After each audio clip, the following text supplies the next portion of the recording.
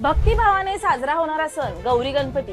गणेशोत्सवाच्या काळात भाद्रपद शुक्ल पक्षात अनुराधा नक्षत्राच्या मुहूर्तावर माता गौरी घरोघरी विराजमान होतात। असं मानलं जातं की माता पार्वतीच गौरीचं रूप धारण करून आपल्या बाळाला गणपती बाप्पांना भेटायला माहेरी येतात।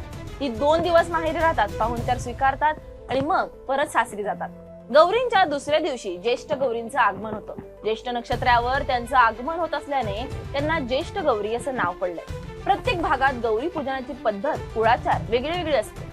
तिसऱ्या दिवशी मूळ नक्षत्रावर गौरीचं विसर्जन केलं जातं। महाराष्ट्रातील प्रत्येक भागात गौरी आणि गणपतीचं नातं वेगळं आहे। काही ठिकाणी ती आई तर काही ठिकाणी बहीण मानली जाते, म्हणून ती भावाकडे पाहुणचारासाठी येते अशी श्रद्धा आहे। महाराष्ट्राच्या काही भागात मुखवट्याच्या फुलांच्या आणि गौरीच्या मूर्तींची प्रतिष्ठापना केली जाते। गौरी आवाहनाच्या दिवशी गौरींना घरी आणलं जातं। गौरी आवाहनाच्या दिवशी लक्ष्मीच्या पावलांचे ठसे घरभर उमटवले जातात, जे देवीच्या आगमनाचे शुभचिन्ह मानलं जातात। त्यानंतर त्यांना स्थानापन्न केलं जातं।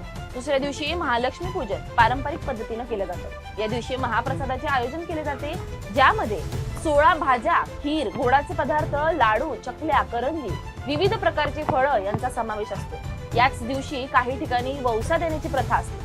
स्त्रिया देवीच्या कृपेसाठी संकल्प करून विशिष्ट नवस पूर्ण करतात। गौरी ही माहेरवाशीन लेक मानली जाते।